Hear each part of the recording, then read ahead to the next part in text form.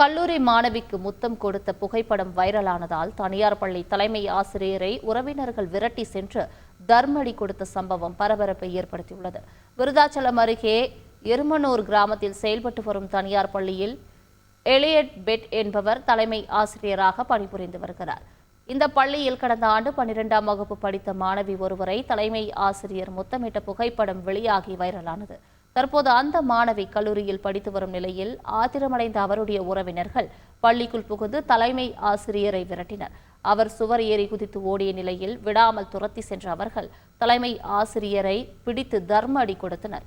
இதில் அவருடைய ஆடைகள் கிழிந்த நிலையில் அரை நிர்வாணமாக அழைத்து வரப்பட்டதை பார்த்த போலீசார் தலைமை ஆசிரியரை மீட்டு காவல் நிலையம் கொண்டு சென்றனர். தொடர்ந்து அங்கு திரண்ட பொதுமக்கள் தலைமை ஆசிரியருக்கு எதிராக சாலை மறியலில் ஈடுபட்டனர். அப்போது அங்கு வந்த சம்பந்தப்பட்ட கல்லூரி மாணவி, நானும் தலைமை ஆசிரியரும் காதலித்து வருவதாகவும், நீங்கள் ஏன் சாலை மறியலில் ஈடுபடுகிறீர்கள் என கேட்டதால் அதிர்ச்சியடைந்த உறவினர்கள் அவரை திட்டி அங்கிருந்து அழைத்துச் சென்றனர்.